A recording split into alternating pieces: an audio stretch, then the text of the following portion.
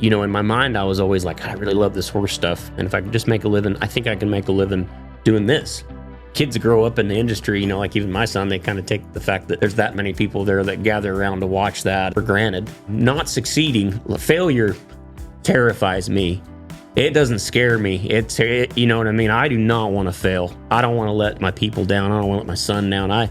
You know what I mean? Absolutely. Yeah, I carry it. And just even being in that finals, 4 in there, what are you going to do now? You learn about these guys that are great, whether it's like Kobe Bryant or Michael Jordan, and you just realize that it is about trying and failing and struggling. And the winning is a byproduct of that, But you try and you fail and you try and you fail, and then you change some things and you win a little bit. And then and then it's back down to the bottom again. You get your ass kicked again, and there's an adjustment you have to make, and you just kind of forge yourself into kind of a weapon.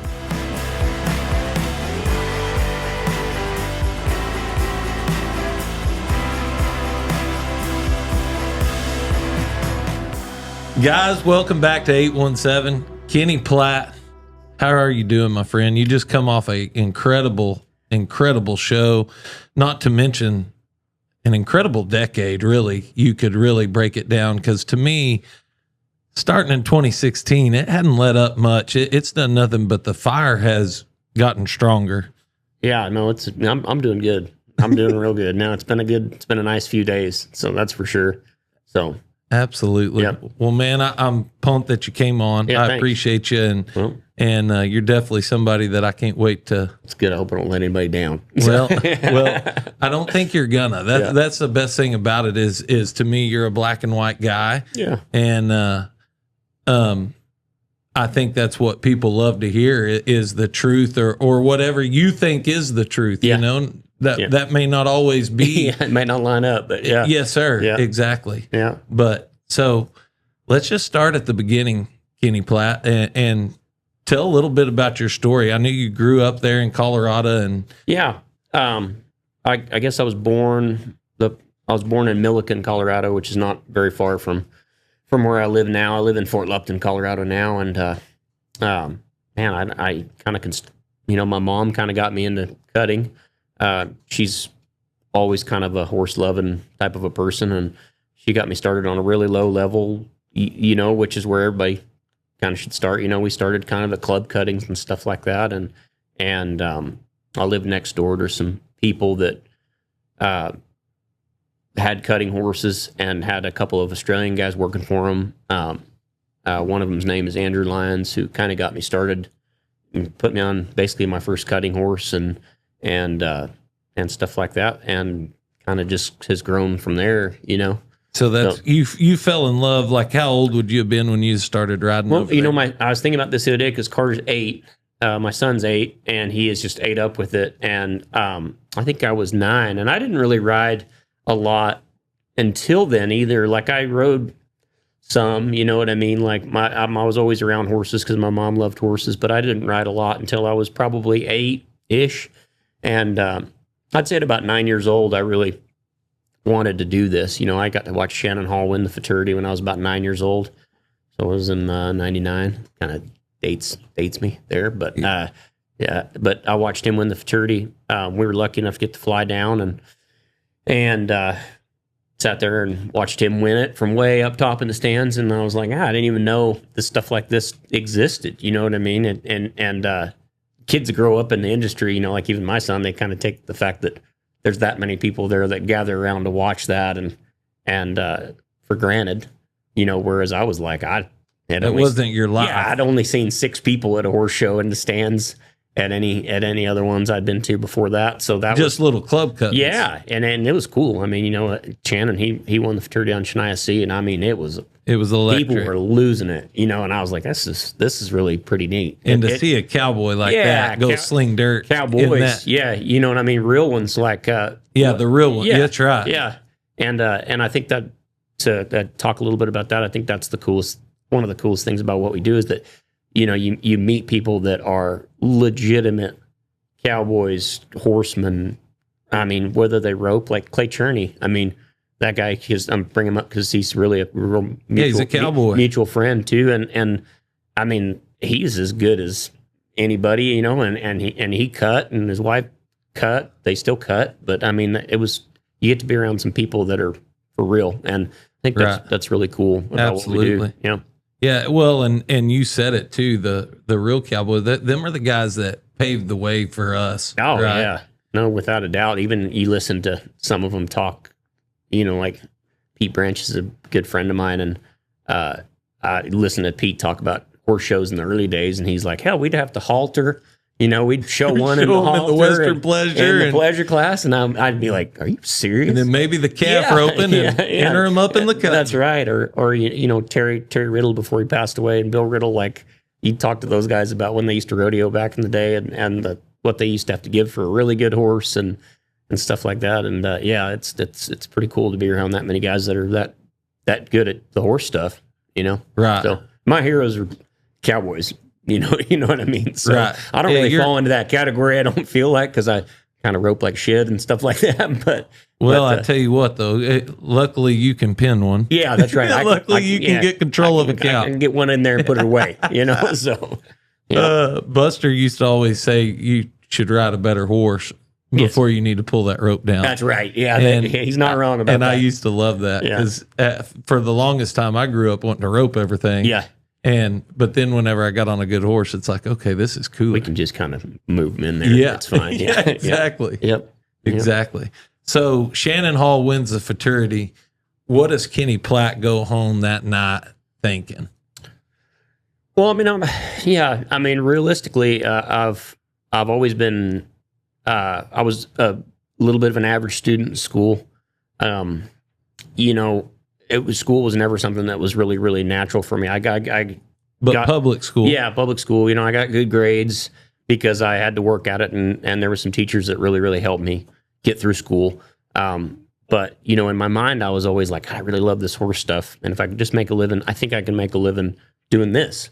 That was what I always thought. I was like, that other stuff wasn't really natural for me to do. Like sitting down at a desk and doing solving the or world's even problem. staring at a computer. I'm not very tech savvy even now. Thank goodness these are easy. Yes, right. But absolutely. then it was like computer class. I'd sit there and do this forever, and I couldn't type very well. And anyway, so in my mind, I was always like, I felt like I could be really good at this, and that was kind of always my thought was I got to get through this other stuff to get to the horse stuff. Right. Yeah. Right. So going through high school and stuff, you just showed at club cuttings and stuff like that around. My mom, who's awesome, Miss Paula. Yeah, Miss Paula Platt, and she was just a person of normal means. You know what I mean? Like she sold real estate, and she was able to do well enough to where she had a gelding that kind of got her started, and then she borrowed a horse. It's kind of a crazy story that was kind of tied up in a guy owned this horse and then went to jail for some stuff. And so it sat at this barn, which is right across the street, which kind of ties in Andrew Lyons getting me started cutting. And this horse was sitting there as an older gelding. He was actually out of Lynx Melody. His name was Doc's Accident, and Larry Reeder trained him forever ago, made the futurity finals on him. And like, he was a really nice horse. He was a little bit of an older cheating around little gelding when I got him, but it was a great starter horse for me. And my mom like borrowed that horse, was like, hey, I know this horse is tied up in this deal, but my son needs a horse. And people, just being awesome people like they are, they're like, yeah, take him. And that horse got me going. I got a picture of him at home, and he just was a cool little horse that I got to go show in the youth and stuff like that. And it was terrible. My hat would fall off, and all the beginning stages. I would walk up there, couldn't get a cow cut, and my whole goal for about like a whole year was I just want to mark a 70, if I can just do that one time. And so that was what really kind of got me going. And then from then on, my mom would have a horse, and then I would borrow it from her and show it in the 2000 and just that kind of stuff. Just started staircasing from there. Yeah. Then she ended up buying a really nice mare from Lloyd Cox that was actually Lloyd and his previous wife, Kathy's horse. And that mare kind of got me started. She was a really nice mare too. Her name was Swoonin', and that kind of stepped me up a little bit. You know what I mean? And I stole it from her basically, and got to go show it, and that's really started sparking your interest in learning maybe some new tricks of the trade. And just a little better horse, and you got to get a little bit better, and things like that, and being around Lloyd a little bit, that I was. So that's what I was going to ask. Did you spent some time, I know, peeking through the fence and watching, but did you study? I know you studied him a lot. Oh, yeah. Well, because, my mom, because he was, I guess he would have been maybe like early 30s then, maybe, or a little bit like mid 30s. But anyway, he was doing great. Like, he hadn't won as much as he, as now, obviously, but so my mom, she'd be like, hey, we got to get to the cut a little bit earlier because Lloyd's going to be there. And even if he was just schooling horses to get ready, y'all already knew then that he was everybody, special. Everybody. And even at that time, he was showing Stylish Play Lena, which, I got to see her at some weekend cuttings, and, and I think he would bring her there to school her, but he would just mark like a huge school, he would just kill everybody. Unbelievable. And, she would always make me kind of pay attention to what he was doing. And then we got to go out there and ride quite a bit. And, which was looking back now, like I always tell people I didn't learn enough, you know what I mean? Cause that's how it is. You can only absorb so much information at a time. And I got to watch him a lot, but not in the, I wish I could go back. How's that? Absolutely. And I was telling the girls that work for me the other day, cause we've got some 3-year-olds that are kind of related to some horses that I know. And I was telling them about one day I went out there and Wayne Robinson had just went to work for Linda Holmes, and he was working twice as racy and Miss Woody Two Shoes. And Lloyd was just having him work them. And it was like in, August. And I remember watching those mares, and I got thinking, this is just on another level of greatness, awesomeness. Yeah, you know what I mean? And I remember thinking like those horses are amazing. And then I think he was second and fourth at the futurity on them that year, and just kind of like looking back now. You seeing that, then seeing the results, you were just like, wow. Yeah, no, it was really something. I should have learned more, but that's always the way it goes. Absolutely. Yep. Well, and two, I think that you're very great at your mental preparedness when you get to a show, and I would like to dive into that. How have you learned? And like now, being a kid that maybe started young, but didn't grow up as a trainer's kid. Yeah. Now you're so experienced to me and ready for the moments that come. How have you done that over your career? I think, everybody, especially now, I think kids are, you talk to kids now and they've already have this confidence about them. Like I'm better than you, and I was always I haven't got there yet in my mind. Like, you know what I mean? I haven't got there yet. Like that person, they know more than me, and you're always trying to get better. And that's one thing that I think, okay, so when I first started, I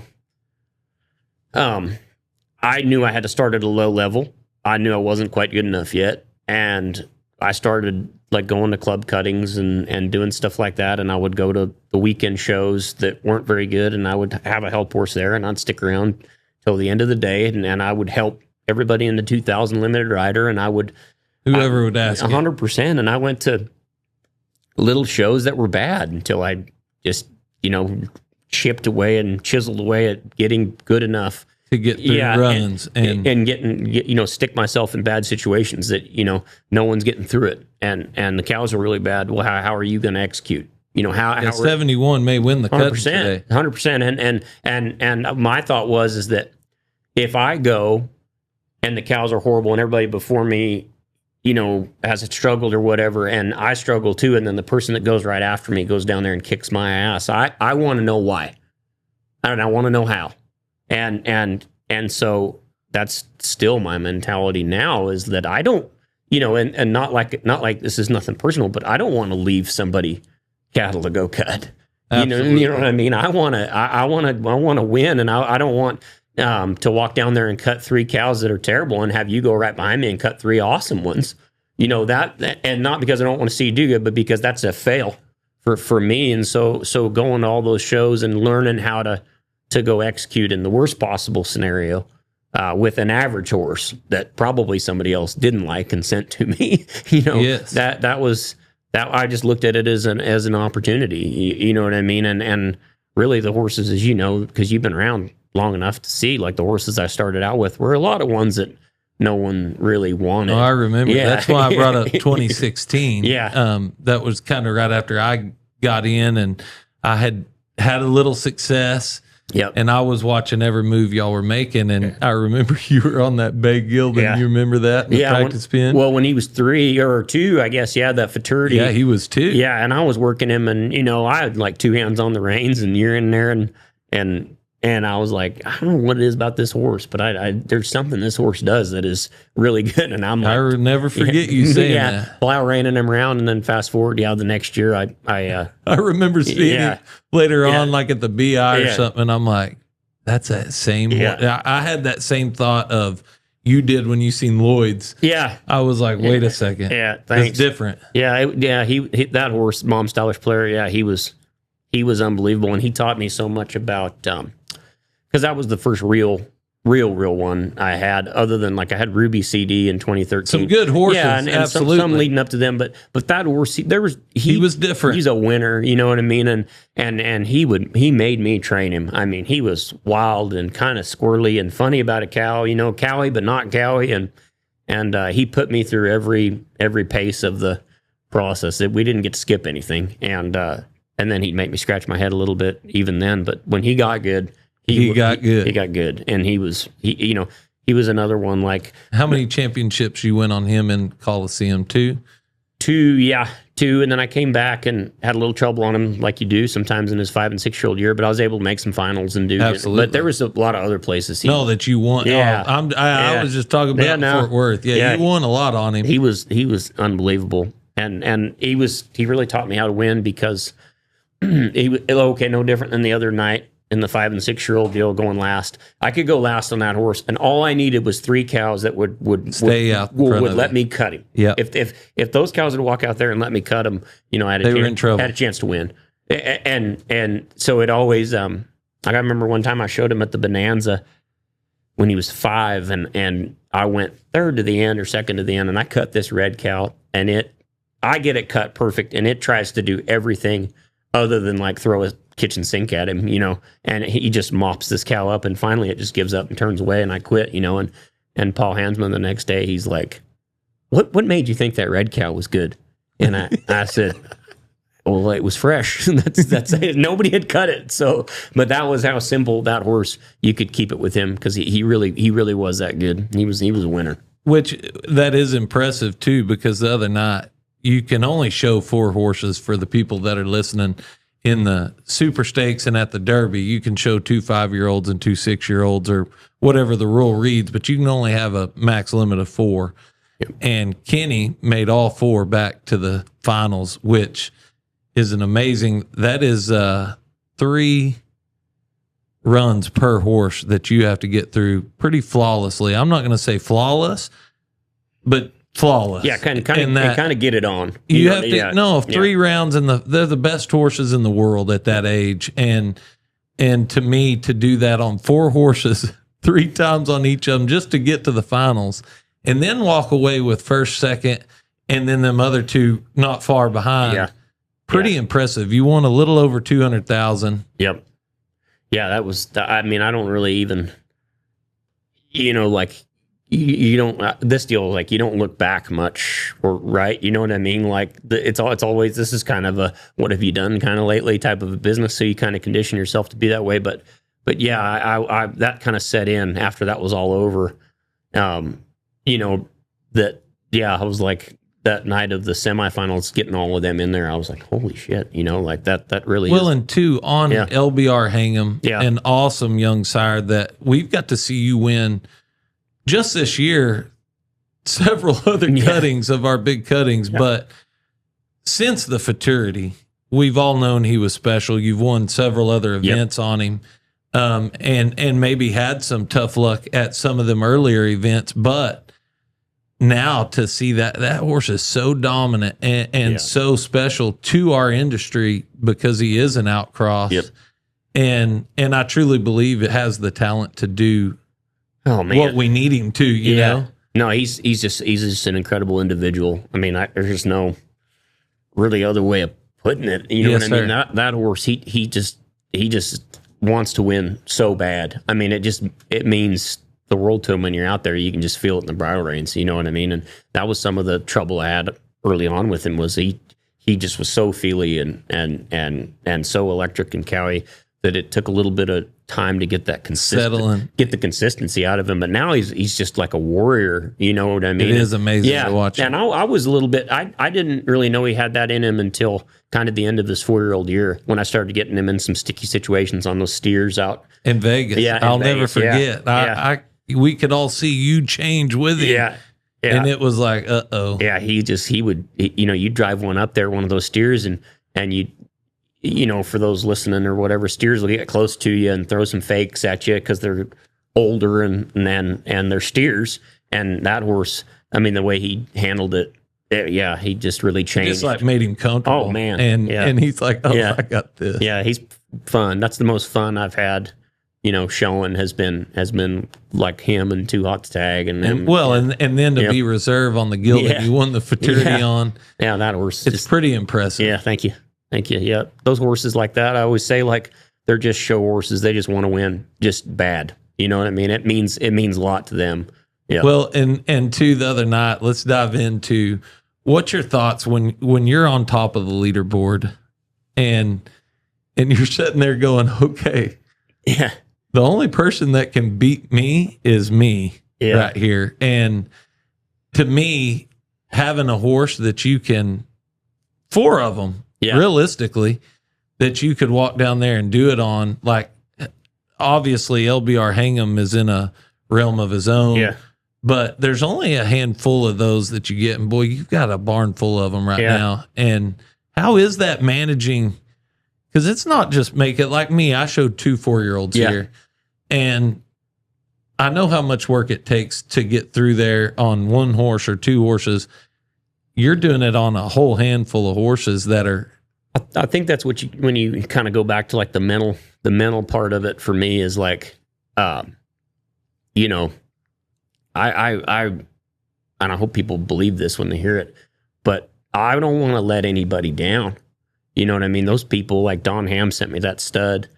You know, I feel it in here. Like, you know what I mean? And I put the work in because of that. Like not succeeding, failure terrifies me. It doesn't scare me. You know what I mean? I do not want to fail. I don't want to let my people down. I don't want to let my son down. You know what I mean? Absolutely. Yeah, you know, like I carry it, and just even being in that finals, 4 in there. What are you going to do now? You know what I mean? Yeah, exactly. Like it's not over. You're here. Yeah, I know everybody walking around there patting you on the back. Oh, that's amazing. You got 4 in there. We still got to go do good. I don't want to be at the bottom of the page. You know what I mean? And so that was my mentality, is like, you haven't done it yet. Yeah, you know what I mean? Right. You haven't done it over. yet. Yeah, it's not over. And not getting back to the mental part of it, you know, like I don't want to fail. Period. And yeah, like I would say that more than anything. I wanted to go do it. You know what I mean? And or if it wasn't going to work, it wasn't going to work because I messed it up. You know what I mean? And so I wanted to go down there and do my job and go do it. So what's the process leading up to like the super stakes on those type of horses that you have? Say we're a week out. What are you doing to prepare on some of them horses? A week out, just work, you know. But like Too Hot to Tag got a little bit, and I mean when I say a little bit, he got a little bit soreness suspensory after Vegas, and Araby was still at the breeding farm till I showed it after the finals, the Cattlemen. So I mean that's very close to the super stakes. He's not supposed to come back and be as good as he was the other night. I mean, I was 4th on him the other night. That's just because he's a great horse. Because that's the wrong way to do it. You know, and for anyone listening, I mean, I had him a very short block of time. Too Hot to Tag, I left home from the Cattlemen so that he could be 100%. Because I knew if I got him 100%, he'd be. You could get him ready. What he is, and he owes me nothing. Absolutely. And that's been my thing with that gelding. From the futurity to now is, you know, listen, I'll take care of you. Take care of me. You've already taken care of me. I'll take care of you. And he just delivers because of that. And then like LBR Hang'em has just been, unbelievable. So the soundness part of it, I guess, 2 to 3 weeks out is the biggest thing for me. I want to get those horses checked when you get home from a show like the Cattleman's. I want to get shoes on them because I don't want to put shoes on them. You know what I mean? Right before you go down a show, right? That's like a rule of thumb. And so shoeing, soundness, general care, and then just prepare them like you would normally. You know what I mean? You just work. Yeah. Then they love to work. I mean, those great horses, they like to work. It's funny. People are like, "Why you sure work that horse a lot?" Yeah, well, I have to. I mean, he's just that type of horse. Like it's not like you're going out there and reinventing the wheel with them. But man, the steadier you are on them, just the more they kind of climb and get better. So yeah, I would. It makes a lot of sense. Yeah, but the care part of it, doesn't get soundness is a big deal. Soundness and a good horseshoer. Yes. Like I've had the same horseshoer for 20 something years up there, and his name's Dave Herring, and he's simply just a very good horseshoer and really knows a lot about soundness and stuff. Which helps so much. Yeah, and Wade Shoemaker is my soundness vet up there, and Josh Zacharias, and I mean they keep those horses. I mean, they come down and talk to me, and sometimes I'm like, I don't, you do it. I'm not second guessing the process, right? Like they're so good about just knowing what to do and when to do it. And I just leave it up to them. I'm not a micromanager when it comes to stuff like that. And see, and I was going to bring that up. Your team to me stands out. Yeah.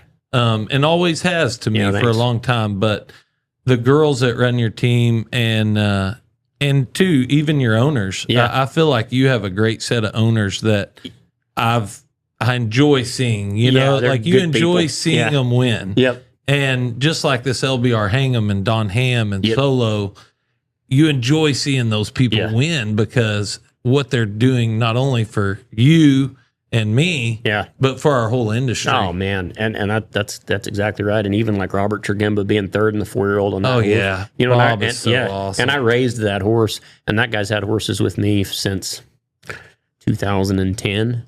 Basically your professional career. 100%. Yeah, and I actually bought my place from him.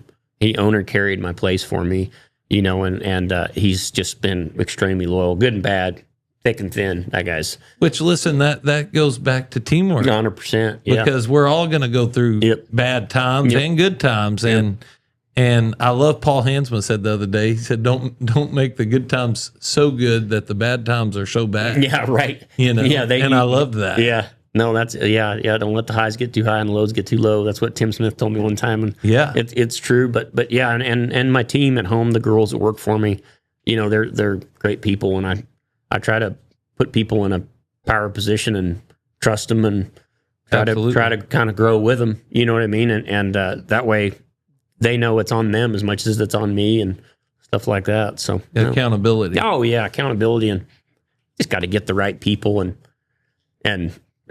risk a little on them, you know what I mean? Yes, risk sir. a little on them screwing up, just like people risked on me screwing up, And something else I want to bring up too, because I admire you and your team at how your horses look when they show up to a show. I hate seeing people show up with thin horses, and man, your horses look incredible. I don't care if it's the goat that's in the horse's stall. Yeah, he's very shaped. Yeah, he is very shapy. He's a shapy goat. Yeah. And that's from my mom really taught me a lot about taking care of a horse, and my wife is really lives with him. Yeah, and just taking that stuff to another level and really taught me how to take care of one. Nutrition. Now. Yeah, nutrition, and just having the right light set up and the right barns and building things properly at home to where it's easy to take care of those horses and keep their hair coats good and stuff like that. And that's something else that we've never really talked about is where you live is not like where I live. Yeah.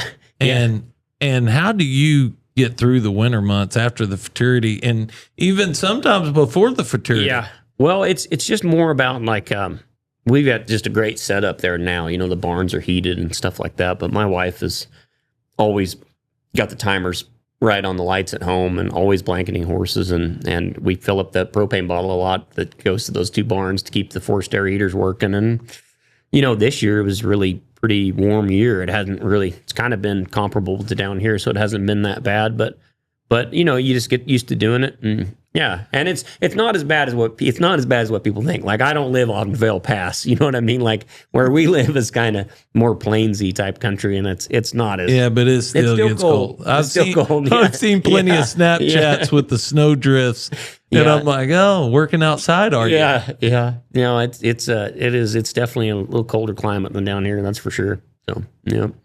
So what about Carter Platt? This Carter, he's eat up with it, isn't he? He just loves it. Yeah, he just loves it, and he sits and watch cows nearly every set. Every horse I showed at this cutting. That's what I mean. I've seen it, and not only does he go down there and like, you can tell. This is what I loved. He was so, I don't know the right word, but almost.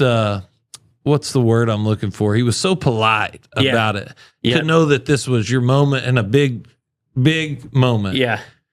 That he was still in the moment and he was soaking in. You could see it. He was like a sponge. Man, but he wasn't trying to over talk. No, he just loves it. Like I don't know, you know, I mean, I'm sure he gets the awesome stuff from my wife, but you know, I wasn't really as outgoing at all when I was his age. You know what I mean? I was a very quiet person, and I mean, he'll get on this microphone right now and have a great conversation. Yeah, I mean, he'd probably be better to do this than I would, but yeah, he's ate up with it, and he loves it, and it's kind of cool to see, because none of it's been. I mean, we bought him a pony. You know what I mean? And I really didn't even want to do that. I told my wife, we're buying this pony. He's never going to ride this thing. Well, I mean, he rode that thing. At every show, from Vegas to Fort Worth. Yeah, and it was the funniest. It was like a comedian show watching him ride it, you know, and and watching him work the flag and stuff. And I don't know. Yeah, it's he's really been unbelievable for me. Like mentally. Yeah. Well, just because I know he's watching, and the way he watches is different than different than most kids. You know, like, he knows when those horses are being good, and he knows when they're being bad. And even 4 or 5 years ago, you know, he'd be over there playing in that sandbox, and when it was my turn, he'd jump up on a panel, like he'd take off. He knows. And so to have somebody that invested, you know, at such a young age, like, yeah, it's done a lot for me, just being the way of, like, gives you a little extra fuel in the tank. I remember I was showing this horse at West Texas. This is a horse which was a very nice mare named Mom Smart Babe, and she's not being great in the finals. She's not being bad or anything like that. First cow kind of takes us out, and he's up on this panel cheering, and I kind of get a hold of her, you know, and I'm pulling on her, and he keeps cheering, and I mean, I'm laughing, you know what I mean? And I'd pull on this mare a couple more times and don't get whistled out because everybody else is laughing too. Right. You know what I mean? And I remember thinking, like, in that moment, had he not been there, you know, I'd have been mad, you know, and you know how we get. Absolutely. And that's how we get. And rightfully so, right? Like, we all want to win. Yeah. And we're busting our ass too. Like, I don't care. If you take more than 6 or 7 horses to a horse show, you're working hard, working your ass off, and we all get mad. And he's been really good for me in situations like that where I've been like, hey, he's watching. I better, you know, ease up a little bit. And then, so I didn't realize how much I needed him. How's that? Yep. Yeah. Not to get too emotional, but that's pretty neat. Yeah. And it is. It should be emotional because. Yeah. For an outsider, and also I have a daughter that's his age, and to see a young man with those manners, oh man, and like you said, he talks to anybody around there like a grown man, and but he pays attention more than kids his age, and there is a difference. You can see it when he's riding, you can see it when he's showing. Yep. Do y'all work? I mean, like at home. Is this, I mean, he's just eat up with it and he comes out? Well, he comes out. I mean, he'll come out and ride, you know, one to maybe 2 horses a day and stuff like that. And he homeschools, and getting him to do that is a chore for my wife. I don't do any of that. She does all that. Thank goodness, because otherwise we'd probably both be failing math. Yes. You know? And, absolutely. So she does all that stuff, and he'll come out and he'll work a horse or 2 and turn back and you know, if he gets on his pony, he's going to get in the way and turn back. And then we all have a pretty fun time watching him do it. And it's, yeah, I mean, he loves it. And talking about that, even the other day, he was cutting it up and he quit this cow at Abilene, and he quit it like real quick and then pulled his hand back like this. And we're all laughing about it. And we get done. The old Clay Johnson. Yeah, I said, where'd you learn that? And he's like, well, Dad, I was watching Austin Shepherd at the American. He quits his cows so fast like that. And I'm like, okay, all right, Austin. Pretty good guy. Watching Austin now. But no, exactly. Just stuff like that is just so entertaining, It's pretty cool. It's pretty neat. That is cool. And let's talk more about the help and how crucial it is in our sport to have, just like you said, Reuter and Grant and obviously Lloyd and Clay in your corner. And when you're walking down there for that type of money, because normally it's them guys that you're trying to beat. Sure. Well, I think that's what makes one of the things that makes our sport, I think it's really cool. You know what I mean? Like, I've helped people beat me, and people have helped me beat them. And I think that's the one thing that really keeps, I don't know, like it's really, it's a pretty neat deal, and it is incredibly crucial. And I always tell myself, like, these guys are not here for you. You know what I mean? Like, like they're helping you. You got to be on your game. But there's so many of those instances that I could tell you where, Grant or Chris Johnsrud or Lloyd or Clay have saved my ass, and I've won an event because of it. I mean, more times than I could even count. And, it's you have to have a good bunch of guys helping you. Yes, sir. And I mean, if they're entered and they're dialed in with you, it's pretty cool. It's a fun feeling down there. It's fun. It's fun, and it's fun to help a winner. I mean, I don't help as much as a lot of other people do, but I've helped some people win some stuff. And yes, sir. And it fires you up too. Like, it's cool. Does. Yeah. It does. You help somebody make the fraternity finals, or you help somebody win the fraternity, or you help somebody win something big or whatever. It's a neat. Yeah, you get a part of that championship. It's a neat feeling. Mm-hmm. Yes, sir. Yeah. I would agree with that. Yeah, for sure.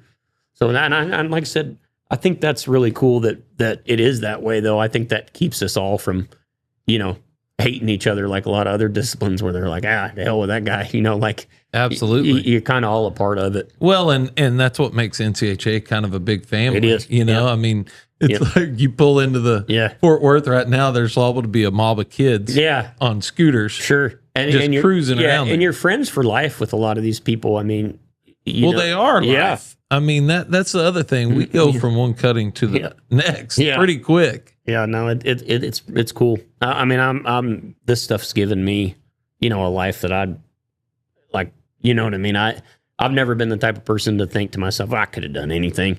Could have been an astronaut. I'm not that guy. Like, I've always known, that it was going to come down to what I could probably get done with my two hands. And so this has given me, friends and a life that, I couldn't ever have dreamed about. Right. So yeah, real grateful for that. That's so awesome. Yep. That's so awesome. So what's the next steps for Kenny Platt? Man, I just want to do, I just kind of want to keep doing it the way I'm doing it. I don't, I would like to kind of be financially set, like being a financially smart is, I guess, would be, if I'm going to do anything, it's going to be working toward that always. And I've got some brood mares now and all these studs for these good folks. And they've been nice enough to get me some breedings, and I do that. And then, looks like I got a pretty decent group of 3-year-olds, and I'm always kind of making sure I'm monitoring the 2-year-old situation to where you can have some good 3s, but I just want to keep doing what I'm doing. And I think that's it's been something that I haven't let up on, is like, I really I love doing this. Like, I love showing these horses, and I love the process of it. Sometimes, not all the time, I love the process of it. Sometimes the process of it is, it can be a lot. Yeah, it can be a lot, but I still love it at the end of the day. And I don't know. My wife was like, we were talking about it the other day. I was like, everybody else talks about slowing down. I'm talking about doubling down. I don't want to let up. You know what I mean? Yes, sir. And I think that's something that, like you're talking about the mental part of it, like, I don't want to let that go. You're just now here. Yeah, and I do have a saying I say all the time that don't wish for something and then not want it when you get it. You know what I mean? Like if I used to watch these guys kick my ass. Lloyd and Matt Gaines, Adon Manuelos, Taryn. You know what I mean? Like and I would watch these guys and I'd be like, I got to get some better stock. Wish man. I had that. Yeah, I wish I want to stack them up in there like that and beat somebody's ass and so that's where I'm at now, and I'm not going to complain about being here and having to go work those horses. I'm going to go do it.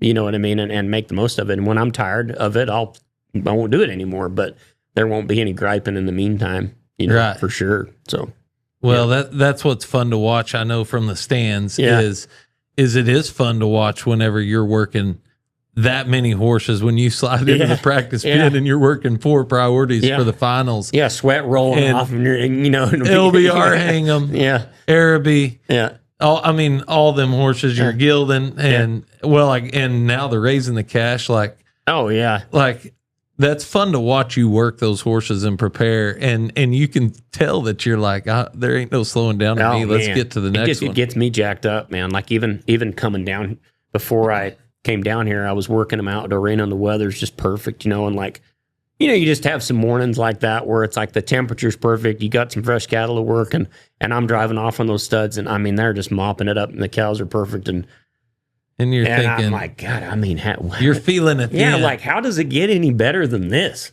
You know what I mean? Like, I don't think everybody has that. There's a lot of people driving to work just dreading it. They don't love the process. Yeah, and like that morning, I was like, God, I'm so grateful to just be able to kind of feel that feeling and get to going. No matter how it goes. So anyway, that's like uplifting part of this podcast. Absolutely.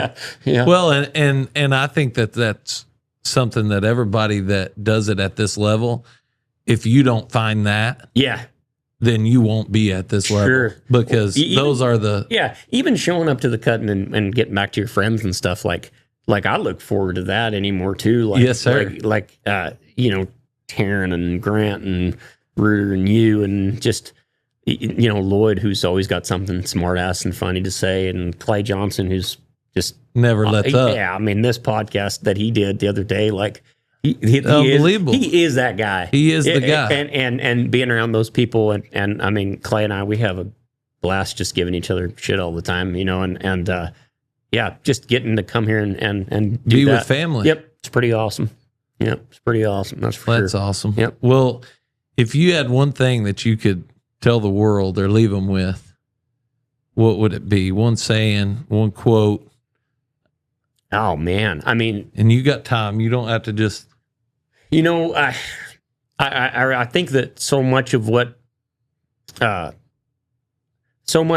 I think about winning, and like I think about athletes, and I read books, or I don't read them actually. I listen to them because I drive a lot and I'm ADD, so I can read a paragraph 3 times it takes to what I mean to memorize it. But all of the stuff you learn about these guys that are great, whether it's like Kobe Bryant or Michael Jordan, and I bring them up because there's a guy named Tim Grover, and I really like his books, but you learn about these people, and you just realize that it is about trying and failing and struggling. That's not about winning. No, and the winning is a byproduct of that, But you try and you fail, and you try and you fail, and then you change some things, and you win a little bit. And then and then it's back down to the bottom again. You get your ass kicked again, and there's an adjustment you have to make, and you just kind of forge yourself into kind of a weapon. You know what I mean? And I don't know if that sounds corny or not, but you forge yourself into somebody that is you're just a winner. And I look at those kind of athletes or even people like Lloyd Cox and Matt Gaines and Austin Shepard, and I use them a lot because to me they're the kind of the GOATs, right? They've won more or Phil Rapp, and they're at the top of the sheet, and those guys are they're just forged weapons. They didn't get there by not being. No, I call them dirty, nasty winners. I mean they're good. badass, you know, like this Austin Shepherd, I mean, he wants to help you win. He's got ice in his veins. He wants to help you win. And then when he gets on to go down there and insist, he wants to be even better. He's going to try to kill you. You know what I mean? Yes, like, sir. He's like a cage fighter you don't want to get locked in there with. You know what I mean? So yeah, no, I would say that just don't give up. You know, I mean, if I'm going to like have a saying that I say, like, just keep trying and don't quit, failing and having it go bad. And it's okay to get mad. You know, I mean, I get mad all the time. That's what I said on Jesse's podcast. Like, I'm not a good loser. I'm somebody that does get fired up when I don't do good because of the work. And I know what I've put in, and then I know the work that I've put in, and I get mad, and I have bad days where I'm pissed that something didn't go good, or I'm mad at a horse, or I'm mad that I didn't do a better job, and that's okay. You know what I mean? But yeah, you'll never hear me go, I just think I ought to do something else. You know, right. You know, that's something you're not going to hear out of me. I may be mad and or mad about the judging or mad about this, but you know, I'm going to try to turn that energy into trying. How do I adjust? Yeah, into trying to get the next win. And so that's what I would probably say is don't quit. You know, easiest thing you can do is give up. That's so true. Everybody does it. No, not everybody, but you know what I mean? But lots of people do. So, and don't even realize that they are really. Yeah, just don't give up. Just keep slinging it at them as much as you can, and keep trying and learning and failing, and it's just part of it, you know. And kind of learn to like that part of it. Yeah, love the suck. Yeah, man. Embrace the suck. Like I watched Matt Gaines. I was just at a show in Vegas, and I don't think he has the nicest group of horses right now, but it just was so impressive to watch that guy. Just how he shows them, how he works them, and he never loses that composure. And he's just a killer. You know what I mean? Like God, he just gets up, works them. He's making the same cow list. He's not like, oh, well, you know, this horse isn't going to be that good. I'm not going to, like, he's down there dialed in, and that guy, he's just a competitive. He really helped me so much when I come out west. Yeah, showing with y'all, and I just, when we left Texas, I thought, you know what, I'm gonna get in the rig with Matt. Yeah, and I'm gonna stay as close to him as I can. Yeah. And that was the biggest growth that I've had. God, that guy's just tough, man. He is not going to give up. There's no back down in Matt Gaines. I mean, you would not want to fight that guy. That's for sure. But he's just he's a badass. And so just watching people like him and Lloyd, you know, I mean, like, well, they don't ask many badasses to not be. I mean, you got to be a badass to be an underwear model. Yeah, 100%. You got to look good too. You got. I mean, you can't be like back on track and calling me to sport their undergarment. Man, I got the funniest story about that. So, we're at the BI. My mom. We had just had Carter. So my mom, because she's great, went everywhere with us for about a year. Thank God, right? And so anyway, my mom loves Matt Gaines. And who doesn't? 100%. Right. And so he's coming out of the show arena, and I'm walking in with my mom, and I was like, Mom, have you met Matt Gaines? Because I knew she was going to bring up the underwear ad that he did. And so I was like, hey, Matt, meet my mom. And she, oh, Matt, I just love your underwear ad, she says. And a little later on that day, Tara, Matt's wife, came up to me, and she goes, Matt told her that he was like, boy, Kenny, he really got me on that one, Miss Paula called him out in front of everybody. Because there was a bunch of people around. Anyway, it was just a really funny moment. But yeah, I mean, if you're not a badass, you don't do underwear ads. That's for sure. That's right. Yeah, for sure. That's cool. So awesome. Yeah, that is so awesome. Well, Kenny, man, I appreciate you for coming on. Yeah, thanks. And listen, we wish you all the best of luck going down the road. Yep. And same to you guys. Absolutely. Yeah. Well, thank you a bunch. Absolutely. Thanks, 817. 817. Thank you. 817. 8017. 8017. However you want to say it. That's what it is. Yeah. We do get a lot of people saying, hey, are you with that 817 horse sales? Yeah. I'm like, well, yeah. What about that deal, though? Like, I mean, who'd have thought that, right? Like, it's been incredible. When you and Taryn were at Carl's scrapping around, you guys would be doing all this stuff. Yeah. I would have never guessed that we'd be doing this. Oh man, it's cool. It's pretty neat. But you know, it goes back to kind of what you were saying. Like, it was never in my plans. I even told both of them, "Hey, this is not what I want to do." But then it turned into just, you know what? I'm going with them because you just. When you go, when you're part of your brothers, you just go. And talking about winners too. I mean, those guys are absolutely. You know, I mean, and that being said too, even like I was thinking about it on the way over here. Maybe we can like sub this part back in or whatever. Oh, yeah. But I was talking about. I wasn't talking about it. I was thinking about Adon and Taryn and how they're the same age as me, and so was Jesse Lennox and stuff. Yeah, me too. Yeah, all of us are the same age, and Adon and Taryn really motivated me and Jesse.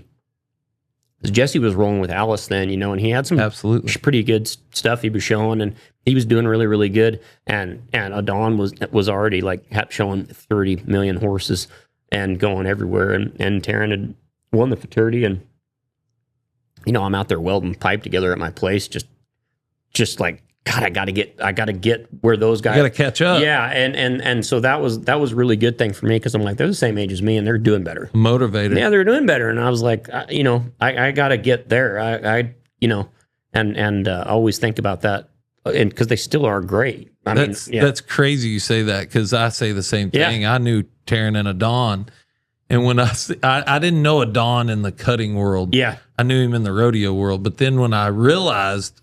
We were at a rodeo, actually at Nationals, and I seen he was cutting. I'm like, this guy knows way more about this horse thing, and I was already wanting to explore it. Yeah. But then when I seen him doing, I'm like, oh wow, he's unbelievable. He's really good. Yeah. And then when I got with Taryn, it's funny you said that because it takes people like that to push you to be better. 100%, because I mean they were so young, and like I said, we're the same age, but like they were, and you got to have people kicking your ass in order to get better. I mean, you just do. Like you said, fell again, and fail. Don't give up. Yep, keep trying. You know what I mean? Like, yeah, and not have the best horses. Figure out how to, you know, even if you can just make the semifinals. Like when I first started coming down to the super stakes, I knew I only had horses good enough to make the semis. Right? If I could just. Because most of the time they'd be pretty generous in the rounds. You know, I could mark 16 and I could mark another 16, maybe make the semis. Definitely do good enough in the limited, and that's before we had the limited, the separate. You definitely just show in there, and then I would always, you know, have a gelding or something, then I could get some gelding money, and you could kind of pencil in making the semis and getting some gelding and some limited open money. So that's what I would go down here with that mentality, like I'm going to get every little bit I can get, and that's how I like sold it to the people that I was taking their horse down here for. I'd be like, hey, listen, we got a gelding, you know, we get some gelding money, and I'm a limited rider, and you know, I would have a whole sales pitch lined out, and I'm like, you know, that was kind of how I was able to, and that's how I was able to drag these people along with me, you know, to get them to kind of believe in. And how cool is that some of them are still with you, most of them, and now reaping the rewards. Oh, yeah. They're getting the benefits from it. Yeah, and it's. Even the other night in the semis of the 4-year-old, I marked 216. I had a pretty good run. Thought I wasn't going to make it. Right? I'm like, it's not going to make it. But you know, I was like, you never know. And after the first set, it definitely wasn't going to make it. Now after the second set, then you're like, hey, wait a second. It was looking pretty good. And I walked by Bob Tregema, and we've been doing this so long. You know, I mean, he was one of the first guys to really continuously send me to Fort Worth to go show, and. We were like, he's like, hey, our horse is good. I was like, yeah, it's good. And we bullshitted there for a minute. I said, not. When I left, I had to go help. But before I left, I said, hey, you know what, Bob? You never know. Might make it. And we ended up making it. And he texted me. He's like, you never know. And that's know. the truth. You that's just never know. True. Yeah. So anyhow, that's so awesome. What else we got? I mean, whatever you think. Whatever you think you want to lay down. I'm serious. This is your life. Man, I mean, and your talk. I feel like we need to talk about these incentives, these stallion incentives, I love that. And like Jeremy Barwick and the incentives that Solo is going to do, and all the Bo Gallion incentive, all of them. All these incentives are I mean, it's changed. It's life changing. Yeah, like okay, so it lists that I won 190 some thousand, but there's all that Texas money that they don't count, which is unbelievable. There was another 40, 50,000. 40 or right? 50, I think 50 in just that. So like being able to win 200 and I think I won 238 or something like Yeah, that. right at 240. Yeah, right at 240. And that to me is unbelievable. And being able to win $500,000, like I won 480,000 at the fraternity. And that's like life-changing money. I mean, you know, like I never thought that would be that way. Well, and You know. Jeremy has totally changed the game with Yeah. incentives. Jeremy Barwick. Oh, man. And made it just like you won 480 this year. Now Bo Gallion has his incentive. Yep. And then he won nearly 800,000 or something. 800 I think total. And that kind of money is crazy. You know, I mean that's Now the new solo through their reset merit. Do you know more about that? Where you can explain that? I don't know enough to start opening my mouth on this podcast about it, but I was just looking at it the night of the finals because they put it in front of me, but it looks like it's going to be awesome. Oh, it's incredible. Yeah. And the way they have it set up. And well, I mean, they're giving back. Yeah. I mean, it's Yes. incredible. It is, and it makes it worth it to, you know, like I breed some mares now and stuff like that, and it's making it to where to be a breeder, it's starting to make sense. Absolutely. 20 years ago, it didn't. I mean, 20 years ago, it was to go find you one that's kinda actually doing it. Yeah, love of the game. You know, you had to have a mare that you did good on, that you believed in, and breed it just because, well, you might get something good. But now it's like those yearlings are worth so much money, and yeah, it's in a real good spot in the horse industry. And it's also helped us for, like me, not growing up in this. Yep. Maybe I find the right guy that's willing to give me a chance, like Bob did you, send you to Fort Worth. They reach out and hey, maybe out of this great mare, you got 4 embryos and you're going to sell 1 or 2. Yep. Or they look at the payout and they're like, hey, let's go buy a yearling. I mean, you know, which is what really kind of got me going, was buying yearlings and 2-year-olds. You know what I mean? And bringing them back down here. And when somebody looks at what Bo won, or even, you know, a guy that had one in the animal incentive, you know, that wins $100,000 in that deal, you know, it makes it to where, these horses, it's really helped that deal a bunch. Absolutely, it has. And I mean, a lot of credit to Jeremy Barwick in that aspect of it. I mean, he changed the whole game. Changed the game, and need to bring him up on here too, because without Jeremy Barwick, I didn't win the fraternity. So, you know, he sent me that horse. So absolutely, anyway, got to give him some credit there. Well, and Jeremy, this is something that can be brought up on every podcast. He's helped so many people in our industry from him being a trainer and learning and growing and had a great business, and he was badass himself. Pretty damn awesome. I mean, you don't get gold buckles without being a killer in this at our level. Yeah, and especially doing it the way he was doing it. I mean, going up and down the road with, you know, hauling everybody with him. And he had so many people and kids that he I mean, he changed their lives. Yeah, for sure. But yeah, it's getting everything's in a pretty happy spot right at the moment. It's kind of cool to see, really. Well, the horse world, it's just popping, and it's even made now he's done the rope horse world. He's totally changed that to where it makes sense for them to come buy horses from us. Yeah. I mean, they're riding all of our horses. Like now. there's an ass for every seat is like what somebody would say. You know what I mean? Like, and that's pretty cool. And that's a good saying. Yeah, my mom used to say that, you know, so yeah, there's an ass for every seat. And there's an outlet for these horses that aren't maybe great cutters. There's an outlet to go to the roping or the sorting or whatever. And it's gotten everything pretty dang strong. So yes, sir. Yeah. Well, that's so awesome. Yeah. Well, thank you so much. You bet. Yep. Enjoyed it. Oh man, me too. Yeah. Maybe we'll do it again. We need to get somebody in here like Lloyd or something that we could kind of make fun of. I don't know about it. Well, listen, I've been thinking about doing, we've got some things in the works in my camper, setting it up for like all the shows. So awesome. Maybe we do have the afternoon off and we get 3 or 4 of us in there and we just go to recording. Yeah. Just, you know what I mean? Oh, I think it'd be awesome. Yeah. Cause that's what people want to hear. Well, yeah. And I think that's the most important part of it, is like the authentic version of you, which is like that when I did the Converse cowboy guy deal, I was like, I really like that guy and I love Jesse, but I told him, I was like, I don't want to go on there if we're going to just be normal. Like you know what I mean? Like I didn't need to be like epic music behind a motivational speech for me. Like I want people to know that just like, the real Kenny Platt. or like I do say the F word and get mad. You know what I mean? Like, yeah, just like I do. Just like everybody else. Yes. And so I think that the coolest part about these deals is getting to turn it on and see somebody be themselves. Do you know what I mean? Absolutely. What I mean? And I think that's awesome that you say that, because personally, that's the light that I want to shed. I don't want it to be fake. I don't want it to be sugar coated. Yeah. I want you to know that, hey, I screw up just like Kenny screws up, and we may not be happy with ourselves in the moment, but guess what? Yeah. We don't quit. Yeah. Yeah. You don't give up. Keep hammering away at it. For sure. It's pretty cool. I like it. Looking forward to it. I'm looking forward to this one too. I want you to get that set up though, to where we can sit around and. Well, how cool would that be? Yeah. I mean, you can.